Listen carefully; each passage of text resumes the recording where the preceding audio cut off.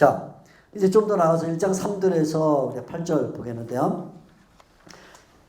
사도 바울은 이제 감사로 이야기를 시작하죠. 그래서 우리는 감사한다. 그러니까 1장 3절은 기도 주제어는 이제 3절의 기도라는 단어와 그 다음에 9절의 기도라는 단어예요. 그래서 아까 말씀드린 것처럼 3절에서 14절까지는 한 큰 단락으로 기도라는 내용이 통짜로 흐르고 있습니다. 이제 나눠 보는 거죠. 첫째, 기도와 관련해서 말할 때는 이유가 중요해요. 왜 기도하는가? 또 왜 감사하는가? 하는 내용이 3절에서 8절 나온다면 9절에서 14절은 실제 기도의 내용이 뭐냐 하는 내용입니다. 그래서 아까 제가 나눠드린 분해도, 제 분해도에 보면 첫째는 기도의 이유, 1장 3절에서 8절. 두 번째는 기도의 내용, 9절에서 14절 이렇게 되는데요. 자, 먼저 오늘은 이제 9절에서 8절, 3절에서 8절까지를 주로 보도록 하겠습니다. 이 3절의 주 동사는 감사하노라입니다. 아까 본 것처럼 아버지께 감사하노라. 그렇죠? 아버지께 감사하노라. 누구의 아버지냐면 우리 주 예수 그리스도의 아버지. 그래서 주 예수 그리스도가 처음부터 강조가 되고 있죠. 바울 서신에서 감사에 관한 연구는 아주 오래전부터 이루어졌습니다. 그래서 제가 이제 거기에 한 학자 이름을 넣는데 슈버트라는 이 학자는 이렇게 말했어요. 파피루스들. 파피루스란 말은 이제 신약 파피루스도 말하지만 일반적으로 파피루스는 종교적이든 비종교적이든 편지에 서로적인 감사가 보편적으로 널리 사용되었다. 그러니까 편지를 쓰는 사람은 제일 처음 언제나 감사합니다 이렇게 썼다는 거예요. 이게 뭐 바울의 편지든 아니면 일반적인 세속 편지건 편지를 쓰면서 감사합니다 이렇게 썼다는 거죠. 그래서 바울이 여기에 우리는 아버지께 감사한다라고 말했을 때 감사한다 말을 쓴 것은 바울이 처음으로 쓴 말이 아니라 이미 당시에 쓰던 말을 바울이 갖고 왔다는 거예요. 그럴 수 있어요. 바울이 갖고 왔어요. 차이는 뭐냐면 감사한다고 말하는 그 대상이 누구냐 거기 차이가 나는 거죠. 감사한다는 말은 일상적으로 당시 편지에서 갖고 온 말일 수 있지만 하나님 우리 아버지께 라고 말하는 것은 좀 다르죠. 그래서 거기에서는 이제 차이가 나는 것이죠. 서로적인 감사, 그러니까 이 3절에서 8절은 앞으로 나올 본론에서 다룰 핵심적인 주제들을 소개하는 역할을 하고 있다. 이게 이제 중요한 내용이 되겠습니다. 서로적인 감사에 나오는 표현과 주제는 편지의 상황을 보여주고 또 신학적인 문제를 우리에게 보여주는 역할을 한다. 그래서 사도 바울이 본론에서 심각하게 다룰 주제들을 미리 당겨 서론적인 감사에서 언급하고 있다. 그러니까 아까 제가 말씀드린 것처럼 바울은 먼저 화두를 툭 던져놔요. 던져놓고 그 다음에 그것을 뒤에서 하나씩 풀어나가는 방식을 쓰고 있죠. 이 3절에서 8절이 그런 점에서 일단 화두를 던졌다 이렇게 볼 수 있습니다. 서론적인 감사는 서신의 본론에서 다룰 신학적인 주제를 암시하는 기능을 하고 있다. 서론적인 감사는 골로새 교회 문제가 무엇인지 알려준다. 이제 앞으로 이단의 문제를 지시하면서 바른 신학의 길을 알려주는 예비 역할을 해주고 있다. 이 3절에서 8절을 잘 이해하면 앞으로 나올 내용들을 좀 더 쉽게 이해할 수 있다. 이런 말이 되겠죠. 자, 사도 바울은 가장 먼저 그리스도인의 삶에 대한 이해를 감사로 풀어나가고 있다. 우리는 감사한다. 사실 우리말 성경은 이 감사한다가 3절 끝에 들어있는데요. 원래 헬라어는 제일 첫 단어예요. 우리는 감사한다. 유카리스토맨. 우리는 감사한다. 그러니까 바울이 이 도입부 1장 1절 2절을 제외하고 나면 골로새서에서 가장 처음에 한 말이 뭐냐면 우리는 감사한다. 그 말이죠. 우리는 감사한다. 첫 말이에요. 그러니까 신자의 삶에 대한 첫 이해는 뭐냐면 감사다. 이렇게 말해주고 있습니다. 골로새서에는 감사에 대한 언급이 6번 나오는 걸 볼 수가 있습니다. 1장 3절, 12절, 2장 6절에서 7절, 3장 15절, 17절, 4장 2절. 이때 사용된 감사의 용어들은 동사가 있어요. 감사하다. 처음에는 유카리스틴, 감사된 동사예요. 두 번째는 유카리스티아, 이거는 명사입니다. 감사, 명사고. 세 번째는 유카리스토스, 그래서 형용사입니다. 감사하는. 그러니까 바울이 이 골로새서에서 감사와 관련된 거의 모든 품사를 다 사용한다네. 동사, 명사, 그 다음에 형용사 이렇게 사용하는 거죠.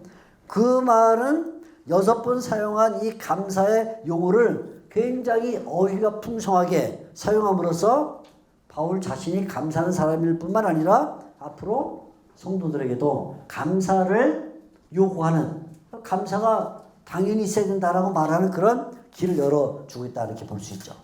그래서 사도 바울은 두 가지 형태의 사람인데, 하나는 말하는 사람이고, 다시 말하면 편지를 쓴 사람이고 또는 설교하는 사람이고, 하나는 일하는 사람, 복음 전도를 여행을 하고 사람을 만나고 하는 일하는 사람이죠. 그런데 바울은 자신의 말과 일을 통해 많은 사람들이 구원받는 것을 보면서 감사하지 않을 수가 없었다. 그래서 바울도 스스로 3장 17절에는 성도들에게 말에나 일에나 감사하라.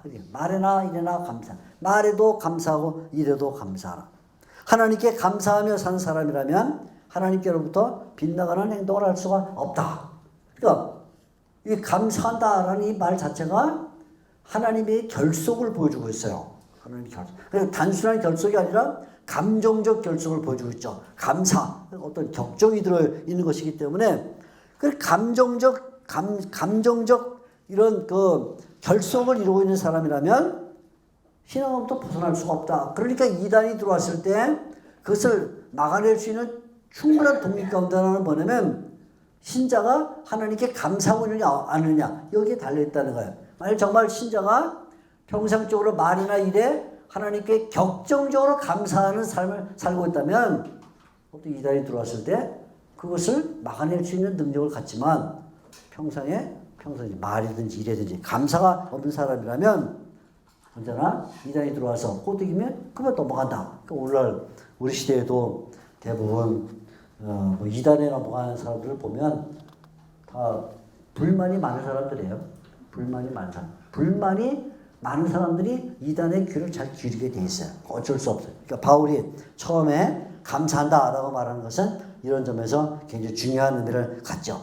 그래서 2장 7절에는 감사함을 넘치게 하라 요구하고 또 3장 15절에는 감사하는 자가 되라 이렇게 말해주고 있습니다. 바울은 여기에서 우리라는 표현을 쓰고 있어요. 우리는 감사한다. 나는 감사한다 그러지 않고 우리는 감사한다. 복수를 쓰고 있는데 이것을 좀 주목해야 될 필요가 있습니다. 다른 서신들에서는 사도 바울이 대체로 나 이렇게 써요. 나. 예를 들어 로마서 1장 8절 뭐 등등 보면 나. 여기에 우리는 감사한다라는 말은 이미 앞에서 말한 것처럼 동역자들을 전제하고 있다 이렇게 볼 수 있겠죠. 그러니까 바울이 혼자 쓰는 게 아니라 디모데가 또 그 외에도 무난한 8명이 이 지금 편지에 참여하고 있기 때문에 그들이 어떤 모임으로 감사의 그 행태를 보이고 있다 이렇게 볼 수가 있습니다.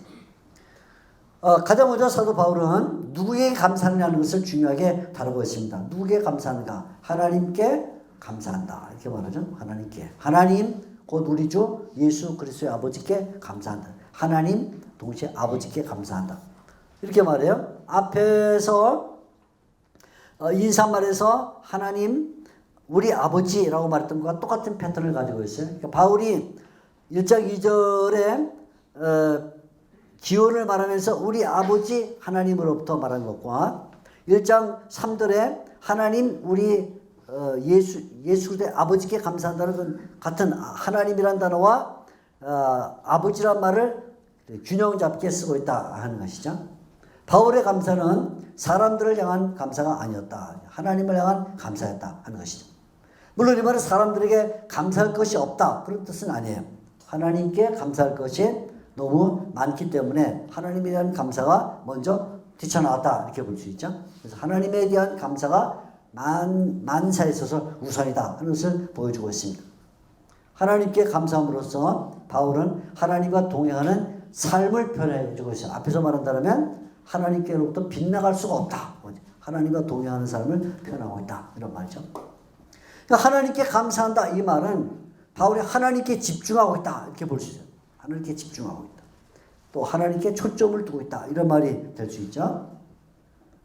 자, 근데 하나님이 누구냐? 그걸 설명을 하는데 하나님은 아버지시다 이렇게 말해주고 있습니다. 아버지. 위에 1장 2절에 아버지라고 말했던 것을 반복해 주고 있습니다. 하나님이 아버지시기 때문에 감사한다. 이런 말이죠. 첫째는. 근데 둘째는 하나님이 아버지인데 어떤 아버지시냐? 또 설명을 해요. 우리 주님 예수 그리스도의 아버지시다. 예수님의 아버지시다. 이렇게 말해요. 그래서 감사의 대상은 인간이 스스로 만들어낸 하나님이 아니라 예수 그리스도께서 아버지라고 부르는 바로 그 하나님. 예수님이 아버지라고 부르는 하나님. 아까 말한 대로 언약 관계에 있는 하나님. 그래서 예수님과 하나님과 예수님 사이에 아버지와 아들이라는 언약 관계가 있는 그 하나님을 부르고 있다 하는 것입니다.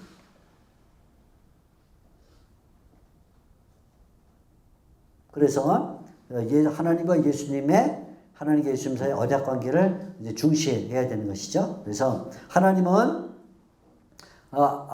예수님에 대하여 아버지시고 예수님은 하나님에 대해 아들이다. 1장 3절에는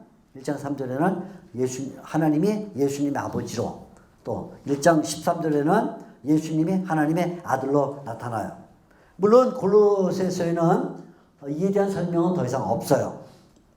하나의 전제로서 나타나고 있을 뿐이죠. 영원한 언약, 이것은 역사에서 더 이상 펼칠 수 없는 영원한 언약이자 절대적이고 불변적 언약을 말해주는데, 하나님과 신자 사이에 일어날 언약의 기초로서 이 언약을 들추어내고 있을 뿐입니다.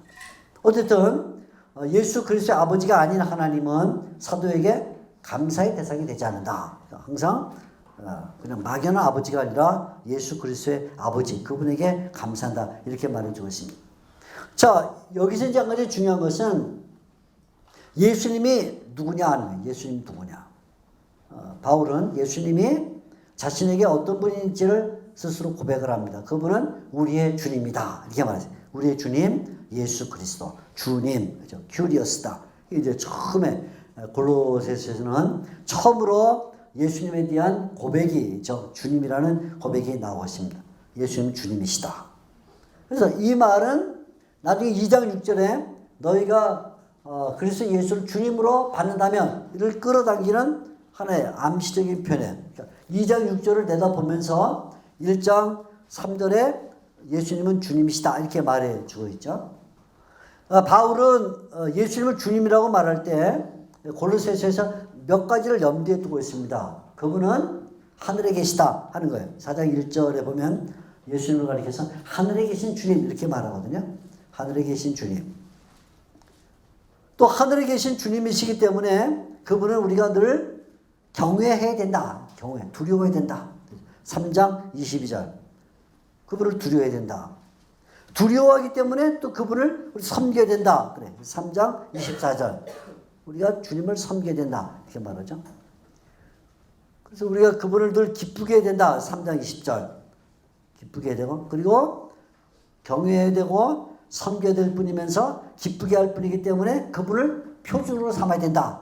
그래서 이 하나님을 표준으로 삼아야 된다는 말이, 예수님을 표준으로 삼아야 된다는 말이 여러 번 나와요. 1장 10절, 또 3장 18절, 또 3장 23절, 이렇게 말합니다.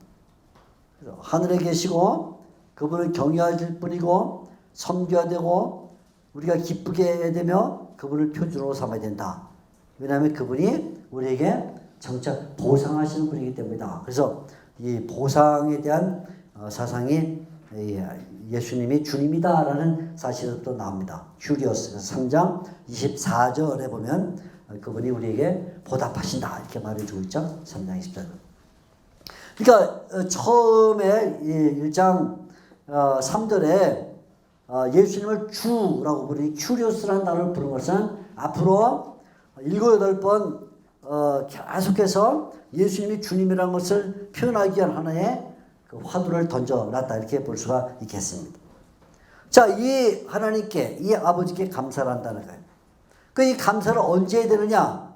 바울이 이렇게 표현해요. 항상 감사해야 된다. 그래서 우리가 너희를 위하여 기도할 때마다 하나님 곧 우리 주 예수 그리스도 아버지께 감사하노라. 여기 지금 우리 개혁성경에는 항상이라는 단어가 번역이 안 됐어요. 아마 다른 성경 참조하시면 번역이 된 걸 볼 수 있는데 끝에 이렇게 하시면 좋아요. 우리 주 예수 그리스도의 아버지께 항상 감사하노라. 판토테. 항상 감사하노라. 개혁 개정판이 우리 이후에 보충됐나 모르겠는데 제가 가지고 있는 거는 없어요. 이게 큰 실수가 하나 생겼습니다. 항상 감사해야 된다. 바울이 빌립보서나 데살로니가 전서 등등에 말했던 것과 같죠. 항상 감사해야 된다. 근데 이 감사를 할 때 특히 바울이 강조하는 게 있어요. 그건 뭐냐면 기도할 때 감사한다네. 기도할 때. 너희를 위하여 기도할 때마다 감사한다. 이렇게 기도할 때 이렇게 말했습니다. 그러니까 감사가 기도로 표현되는 것이죠. 또 기도는 감사로 이루어진다. 그래서 사도 바울에게는 감사와 기도가 연결되어 있습니다. 감사는 기도의 내용이고 기도는 감사의 편이다. 기도와 감사가 연결되어 있다. 기도 없는 감사, 그거는 바른 표를 이룬 것이다. 기도 없는 감사. 감사하는데 기도가 없다. 그거는 바른 표를 이룬 것이다. 그죠? 감사 없는 기도는 하는데 감사가 없다. 바른 내용을 상실하는 것이다. 이렇게 볼 수 있어요. 기도 없는 감사는 바른 표를 이룬 것이고 감사 없는 기도는 바른 내용을 상실한 것이다. 그래서 이렇게 보면 기도 없는 감사, 그건 기형이다. 기도 없는 감사. 감사하는데 기도할 줄 모른다. 그건 벌써 기형이죠. 아이, 감사해. 입에 달리는데 기도는 하지 않는다. 그건 기형이에요.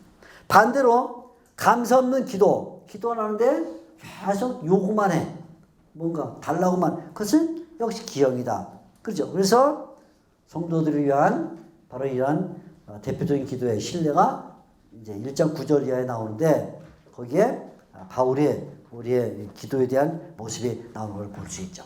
자, 이 기도를 항상 한 그 인물이 이 골로새서에 한 명 나와요. 그게 누구냐면 에바브라입니다. 에바브라. 4장 12절에 보면 아마 바울이 에바브라를 보면서 에바브라를 염두에 두고 이 말을 했을 것이다 이렇게 볼 수 있어요. 4장 12절에 보면 그리스도 예수의 종인 너에게서 온 에바브라가 너에게 문안하니라. 에바브라에 대해서 이렇게 말합니다. 그가 항상 너희를 위하여 애써 기도하여 이렇게 말했어요. 에바브라가 항상 너희를 위하여 애써 기도하며. 그러니까 에바브라가 이 항상 기도하는 인물 가운데 한 대표적인 인물인데 아마 바울이 이 에바브라를 보면서 항상 기도하라 이렇게 조언한 동기가 마련되지 않았는가 이렇게 볼 수가 있습니다. 자, 그러면 바울이 이렇게 감사하라, 기도하라 이렇게 말할 때 대상은 하나님 아버지, 감사의 시간, 또 방법은 시간은 항상, 방법은 기도와 같이 가야 된다 이렇게 말했다면 감사의 동기는 뭐냐? 왜 우리가 감사하며 왜 기도해야 되느냐 하는 그 이유를 이제 바울이 말하게 되는 것이죠. 1장 4절 이하에 보면 그 이유가 이렇게 나오고 있습니다. 이는 그리스도 예수 안에 너희의 믿음과 모든 성도에 대한 사랑을 들었기 때문이다. 그러니까 바울이 이 골로새 교회가 가지고 있는 어떤 내용을 들었기 때문에 그 들은 것이 결국은 기도하게 만든 감사하게 만든 동인이 되었다. 뭘 들었냐면 믿음과 사랑에 대하여 들었다 이렇게 말해주세요. 믿음과 사랑에 대하여 들었다. 바울은 믿음과 사랑이라는 말을 조합을 시켜주고 있습니다. 여기도 역시 앞에 1장 1절과 이제 나왔던 카이 그리고가 이제 같이 사용이 되는데 너희 믿음과 성도에 대한 사랑과 그리고죠. 믿음 그리고 사랑. 언제나 이렇게 바울이 조합을 시켜나가면서 균형을 잡고 있어요. 믿음이 뭐냐? 믿음은 그리스도 예수 안에 있는 것이다. 이렇게 말했습니다. 믿음은 그리스도 예수에 대한 것이다. 예수님은 믿음의 대상이다. 골로새 성도들은 예수님을 믿고 있다. 예수님에 대한 믿음 이렇게 말하죠. 사랑은 뭐냐? 사랑은 모든 성도들에 대하여 가지는 것이다. 이렇게 말하고 있어요. 사랑은 성도들에 대한 것이다.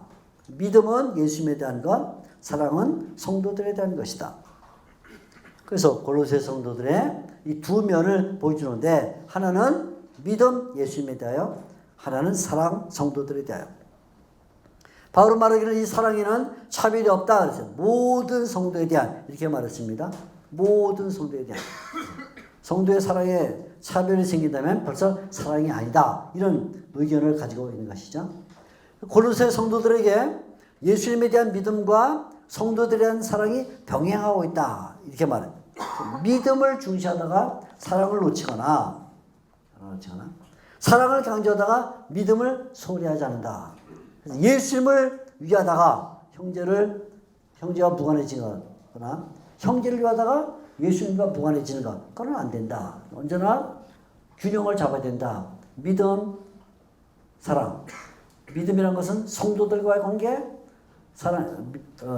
믿음이란 것은 예수님과의 관계, 사랑이라는 것은 성도들과의 관계. 이 둘이 함께 길을 가야 된다. 이걸 같이 가는 것이죠. 이렇게. 그런데 골로새 성도들이처럼 예수님에 대한 믿음과 성도들에 대한 사랑을 가진 것이 그것도 왜 그렇게 생겼냐? 그것은 소망 때문이다. 이렇게 말해요. 소망 때문이다. 그래서 4절에 이는 그리스도 예수 안에 너의 믿음과 모든 성도에 대한 사랑을 들었으며 너희를 위하여 하늘에 쌓아둔 소망으로 말미암음이다. 이렇게 말해주고 있죠. 소망 때문이다. 그러니까 예수님에 대한 믿음, 성도에 대한 사랑이 왜 생기냐? 그것은 소망을 가지고 있기 때문이다. 이렇게 말해요. 이 소망은 뭐냐? 이 소망은 너희를 위하여 하늘에 쌓아둔 것이다. 이렇게 말해주고 있죠. 여기에 바울이 이번에는 소망이란 하늘과 관계한다. 이렇게 말해주고 있습니다. 앞에서 믿음은 예수님과 관계하고 사랑은 성도들과 관계한다면 이번에 소망은 뭐냐? 하늘과 관계하고 있다. 이렇게 말해주고 있죠. 하늘에 쌓아둔 소망. 이렇게 말합니다. 그러니까 성도들이 하늘을 바라보며 살고 있다. 이 말이에요. 나중에 이것은 골로새서 3장 1절에서 4절을 말하기 위한 화두를 던진 거예요. 나중에 3장 1절, 4절, 4절 위에 것을 찾지 않을 때 그 말을 하기 위해서 갑자기 그때 그 말하면 안 되는 거거든요. 그래서 앞에 먼저 하늘에 쌓아두이란 말을 던져줌으로써 나중에 3장을 얘기할 때 다시 그것을 기억하게 하는 이런 장치를 쓰고 있죠. 하늘에 쌓아둔. 그래서 바울이 사실은 이 골로새뿐만 아니라 뭐 같은 옥중서신에서는 자주 이 하늘에 대한 소망을 자꾸 불러일으키는데 예를 들면 에베소서 2장 6절 같은 경우를 보면 그리스도 예수 안에 함께 하늘에 앉으셨다. 우리가 이미 하늘에 앉았다는 거예요. 이미 하늘에 앉았다. 이렇게 말해요. 또 빌립보서 3장 20절 유명한 구절이죠. 우리의 신권은 하늘에 있다. 하늘에 이미 우리가 들어가 있다. 근데 여기에는 우리의 소망이 하늘에 쌓여져 있다. 이렇게 말함으로써 우리가 하늘에 들어있다는 거예요. 3장 1절에서 4절 살펴보면 굉장히 놀라운 내용이 들어있는데 우리가 이미 하늘에 들어가 있다. 하늘에 앉아있다. 에베소서의 표현을 바울은 우리가 하나님의 우편에 계신 예수 그리스도와 같은 수준에 있다. 이렇게 말함으로써 우리를 벌써 하늘에 이렇게 들어올리죠. 굉장히 들어올리는 그런 모습을 보여줍니다. 그러니 혹시 뭐 하이델베르크 신학문답서나 이렇게 보게 되면 굉장히 난해한 구절들이 가끔 있는데요. 가끔 난해한 구절 가운데 뭐가 있냐면 하나님은 우리의 구원을 위하여 담보로 성령을 주셨고 하나님이 우리의 구원을 성령을 담보로 주셨고 우리는 우리의 구원을 위하여 하나님께 뭘 담보로 내놨냐 물으면 이렇게 말해요. 우리가 하늘에 들어가 있다는 것을 담보로 내놨다 이렇게 말합니다. 굉장히 어려운 구절이라 그 하이델베르크 캐티키즘 해설하는 분들도 잘 해설을 못해요. 정말 어려워.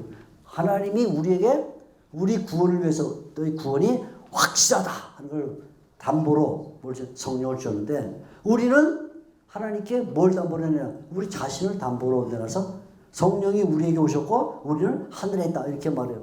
굉장히 어려운 구절입니다. 몰라도 되죠. 어려운 구절은. 그런데 여기 그 골로새서 1장 5절이 그에 대한 답을 주고 있는 거야. 우리의 소망이 하늘에 쌓아져 있고 나중에 3장 1절에서 4절에 우리가 그리스도와 함께 이미 하늘에 들어가 있는 이 장면을 이제 설명해 주고 있는 것이죠. 그러니까 우리가 이미 소망을 하늘에 쌓아두고 있다면, 하늘에 소망을 쌓아두고 있다면, 골로새라는 지역에 살고 있지만 하늘에 살고 있다. 하늘에 살고 있다. 골로새라는 이 지역에 살지만 하늘에 속한 자다. 그래서 사도 바울은 골로새 성도들에게 하늘과 땅이라는 두 영역에서 균형을 잃지 않게 만드는 거예요. 하늘에 들어있으니까 골로새는 아무렇게나 살아야 된다. 그거 아니라는 것이죠. 또 골로새의 이 삶이 워낙 재밌기 때문에 하늘을 잊어버려야 된다. 그것도 안 된다는 거예요. 그러니까 이 두 영역, 하늘과 땅 또는 골로새와 하늘이라는 이 두 영역은 분리된 것이 아니다. 분리된 것도 아니고 모순된 것도 아니다. 그래서 신자의 삶에는 일상적인 것과 영적인 것이 조화를 이루어야 된다. 카이죠. 그래서 카이. 언제나 바울이 1장 1절에서 처음부터 얘기한 그리고입니다. 근데 바로 이 소망은 골로새 성도 자신들을 위한 것이다. 그래. 그래서 너희를 위하여 하늘에 쌓아놓다. 그래서 엄격히 말하면 이 소망이 두 가지 수식어를 갖고 있어요. 하나는 하늘에 쌓아두어 있다. 하나는 너희를 위한 것이다. 너희를 위해 있다. 이렇게 말해요. 소망을 가지는 목적은 성도 자신이 자신을 위하여 하늘에 쌓아둔 소망이다. 자기 자신을 위하고 있다. 이렇게 말해요. 하늘과 연관된 소망이 우리에게 있다는 사실이 예수님에 대한 믿음과 성도들에 대한 사랑에 박차를 간다. 그 말이죠. 우리가 왜 예수님에 대한 믿음을 그렇게 강력하게 지키는가? 또 왜 우리가 옆에 있는 형제들을 그렇게 사랑하느냐 하면 우리에게 하늘에 있는 소망이 있기 때문이다. 우리에게 그 말이죠. 굉장히 좀 이기적으로 들릴지 모르지만 이렇게 말할 수 있습니다. 만일에 자신에 대한 소망을 가지지 못한다면 예수님에 대한 믿음 또는 성도들에 대한 사랑이 무슨 의미가 있겠는가? 그죠? 내가 실종되는 내가, 그죠? 내가 없어요. 나는 없는데 예수님에 대한 믿음, 나는 없는데 형제들에 대한 사랑, 이게 무슨 의미가 있냐 그런 말이에요. 그러니까 바울은 여기에서 일종의 한 삼각형을 그려주고 있는 것이죠. 그래서 믿음과 사랑과 소망이라는 이 세 꼭지점, 트라이앵글. 그러니까 바울이 사용하기 좋아하는 이 트라이앵글을 사용해서 믿음이라는 것은 예수님과 관련해야 되고, 그죠? 사랑이라는 것은 성도와 관련해야 되는데, 소망은 하늘 그리고 자신과 관련해야 된다. 그래서 삼각형이 어떻게 되냐면 나도 있어야 하고 나, 그죠? 하늘에 쌓은 소망이란 내가 가져야 된다. 그 소망이 있기 때문에 내가 한편으로는 성도에 대하여 사랑을 표현할 수 있고 다른 한편으로는 예수님에 대한 믿음을 표현할 수 있다. 이런 말이에요. 이렇게. 그러면 골로새 성도들이 이 소망을 어떻게 가지게 되었는가? 이 소망을 가지게 된 동인이 그걸 들었기 때문이다. 이렇게 말해주고 있죠. 들었다. 1장 5절에 너희가 1장 5절입니다. 너희가 전에 복음 진리의 말씀을 들은 것이다.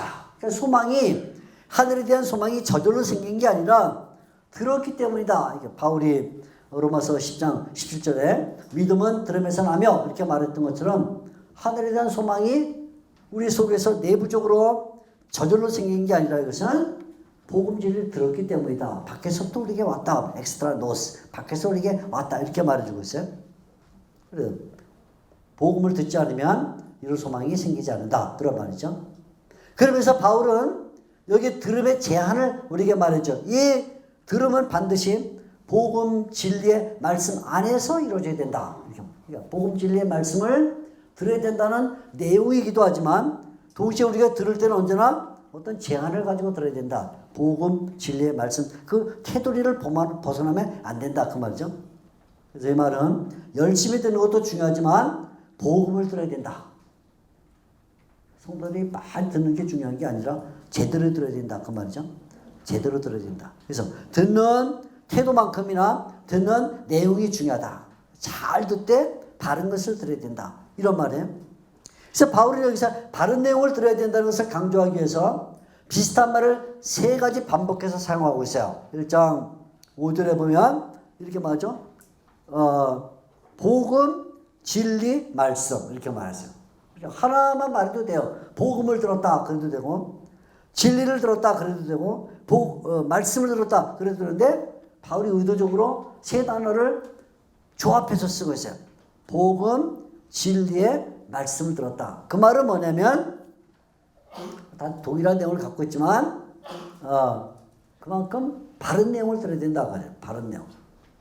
다른 내용을 들으면 안 된다. 잘못된 걸 들으면 안 돼. 바른 내용을 들어야 되는데 이렇게 말하죠. 그래서 이 세 말을 구태여 차이를 둔다면 말씀이라고 말할 때는 이제 언어의 어떤 방식을 말해주고 있고 그 다음에 진리라고 말할 때는 전달된 그 내용을 말해주고 있고 복음이라고 말할 때는 그것이 우리를 변화시키는 성격을 말해주고 있다. 이렇게 볼 수 있어요. 그래서 말씀, 언어의 방식, 진리, 그것은 내용, 그다음에 복음, 것은 성격을 말해주고 있다. 아무튼 이 말씀, 복음 진리의 말씀을 들을 때만 우리에게 하늘에 대한 소망이 생긴다. 그것이 너에게 이르렀다. 이렇게 말해요. 1장 6절 너에게 이르렀다. 그래서 사도 바울은 이 복음이 어떻게 너에게 이르느냐 하는 그 복음 전달의 과정을 말해주게 되었습니다. 복음 전달은 독습이라는 것이 없다. 그 말이야. 독습이라는 게 없다. 바로 뒤에 1장 7절부터 에바브라에게 너희가 배웠다. 이렇게 말하는데 복음이라는 것은 독습이 되지 않는다. 자습. 내가 혼자 복음을 알아보겠다. 그건 위험하다. 그 말이에요. 반드시 배워야 되는 어떤 복음 전달에 대하여 말해주고 있습니다. 하늘 소망은 복음을 통하지 않고는 주어지지 않기 때문이다. 근데 바울은 이제 1장 7절에 에바브라를 통해서 배웠다 하는 말을 하기 전에 이 복음이 얼마나 능력이 있냐 하는 것을 우리에게 설명해 주는 것이죠. 복음의 효력. 그것이 이제 1장 6절에 나오고 있어요. 이 복음이 한번 도달하면 어떤 능력을 발휘하는가. 두 가지 능력을 발휘하는데 하나는 결실과 하나는 성장이다. 그래서 온 세상에서 복음이 열매를 맺고 자란다. 이렇게 말해주고 있어요. 열매를 맺고 자란다. 결실, 자란다. 성장한다. 온 세상이라는 것은 로마 제국을 가리키는데 결국은 하나님의 진리의 복음 진리의 말씀이 들어가면 로마 제국과 같은 세상까지도 거기에는 반드시 복음이 열매를 맺게 돼 있고 그 복음이 성장하게 돼 있다. 충격과 그 다음에 능력을 가지고 있다 하는 것이죠. 그래서 복음의 결실과 성장을 막을 세력이 없다. 그 말입니다. 근데 동일하게 이 복음의 능력이 골로새 교회에 임했다 하는 거예요. 너희에게도 임했다 이렇게 말했죠. 그래서 1장 6절을 보면 이제 이 번역이 조금 이 구절이 워낙 조금 그 헬라어로도 약간 복잡한 구절이기 때문에 번역을 할 때 약간 미스가 생길 수 있는데 지금 우리말 성이 이렇게 번역했어요. 이 복음이 이미 너희의 기름에 너희가 듣고 참으로 하나님의 은혜를 깨달은 날부터 너희 중에서와 같이 이걸 먼저 놨습니다. 너희 중에서와 같이 또한 온 천하에서도 열매를 맺어 자란다 이렇게 번역했는데 제가 번역했더라면 순서를 바꿨을 거예요. 제가 번역했더 이렇게 했을 거예요. 어떻게 하냐면 하나님 은혜를 깨달은 날부터 온 천하에서 열매를 맺어 자라는 것처럼 첫째 먼저 너희 중에서도 그러하다 이렇게 번역했을 거예요. 그게 맞아요. 사실은. 그렇게 번역해 맞습니다. 논리적으로도 그게 맞아요. 그러니까 지금 바울이 뭘 말하냐면 복음이 얼마나 능력적이냐 하는 것을 말하면서 복음은 로마 제국과 같은 이런 강력한 제국에도 스며들어가면 반드시 열매를 맺고 성장하는데 그러하다면 하물며 너희에게 안 그렇겠냐 하는 것이죠.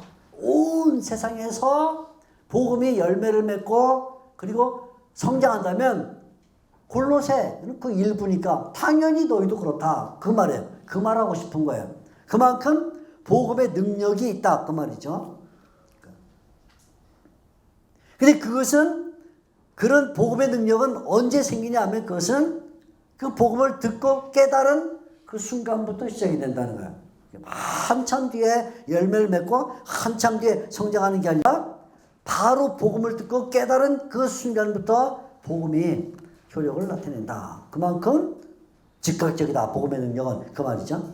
그래서 항상 복음은 듣는 것으로 끝나서는 안 되고 그것을 깨달아야 된다. 그래서 여기 바울도 너희가 듣고 깨달은 날부터 이런 표현 써요. 듣고 깨달은 날부터 이렇게 말하죠. 자, 여기에 사도 바울은 복음의 진수를 요약해서 말해주고 있습니다. 그러면 하나님의 은혜다. 1장 6절 하나님의 은혜를 들었다. 그래서 복음은 다르게 말하면 하나님의 은혜를 말해주고 있다.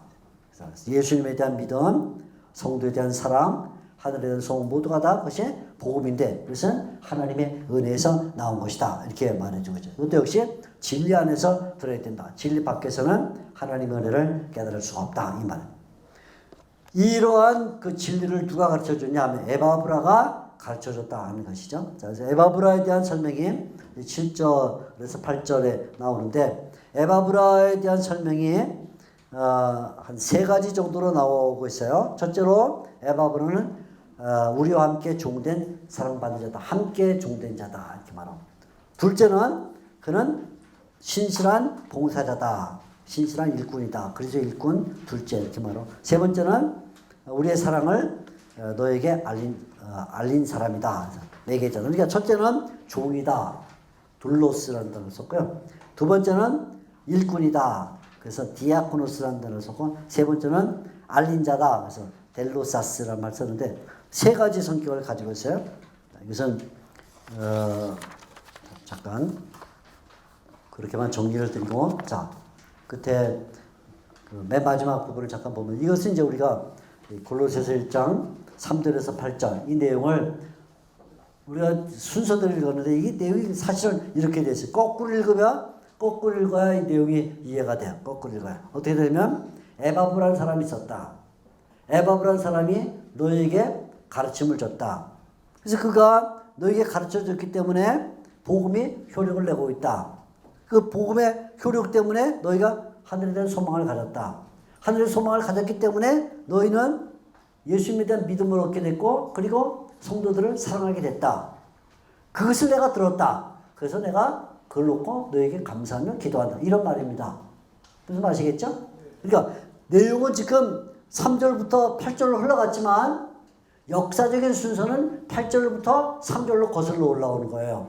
에바브라는 사람이 있는데 그 사람이 너에게 가서 복음을 전했다. 그 복음을 너희가 들었다. 그래서 너희가 하늘 소망을 가지게 됐다. 하늘 소망을 가졌기 때문에 예수님을 믿고 그리고 또 성도들을 사랑하게 됐다. 우리가 그 얘기를 들었다. 우리가 그 얘기를 들었기 때문에 너희에게 감사하며 기도한다. 이런 내용입니다. 이것이 1장 3절에서 8절까지 내용이에요. 이것이 이제 바울이 앞으로 말할 모든 내용에 한 화두를 던지고 있다 하는 것입니다.